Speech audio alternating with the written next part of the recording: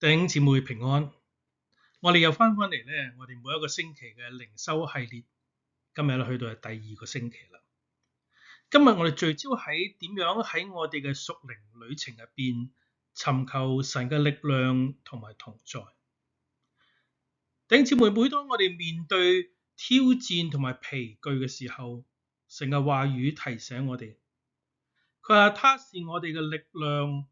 佢時時刻刻嘅與我哋同在，支持我哋，帶領我哋。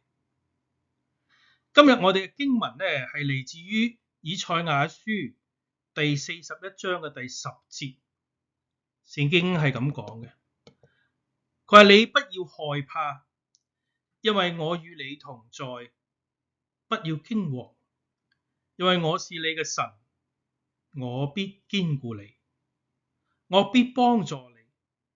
我必用我公義嘅右手扶持你。呢段嘅經文係充滿咗安慰同埋盼望，提醒咗我哋神從來都唔撇下我哋，佢嘅力量係無窮無盡，佢嘅同在係讓我哋喺任何光景入邊都能夠堅心倚靠，無論係面對試煉、挑戰，亦或係日常嘅生活入邊嘅忙碌，我哋都可以放心嘅將一切交俾神，因為佢應許要堅固同埋扶持我哋。咁點樣喺屬靈嘅旅程入邊尋求到神嘅力量同埋同在呢？第一，首先係每日嘅去親近神。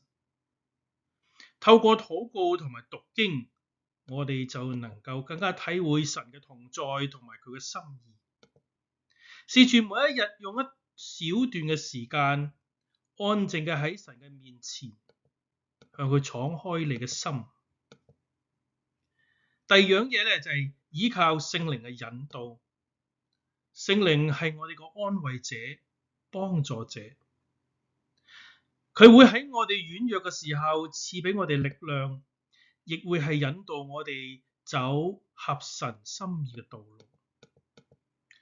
咁第三樣嘢咧就係同信仰嘅團體、群體、弟兄姊妹同行，揾到一班屬靈嘅夥伴，彼此嘅支持，彼此嘅代禱。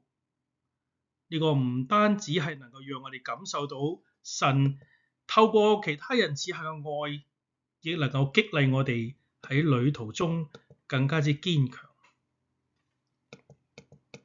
呢個星期我都鼓勵大家每一日都去默想以賽亞書41章第10節嘅呢一段嘅經文，並試住咧將經文係背落嚟。當我哋感到疲倦嘅時候，都可以用呢一句嚟鼓勵我哋自己。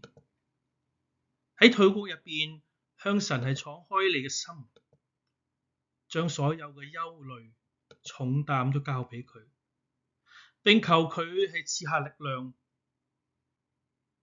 第三樣咧，主動關懷一位嘅弟兄姊妹，鼓勵佢哋一齊嘅仰望神嘅力量同埋同在。我哋一同嘅嚟祈禱好嗎？親愛嘅天父，我哋感謝你，因為喺我哋嘅旅程入邊，你總係與我哋同在。求你教導我哋如何依靠你嘅力量，如何喺試煉當中得着剛強嘅信心，亦求你用你公義嘅右手扶持我哋，使我哋能夠勇敢向前行，活出見證你榮耀嘅生命。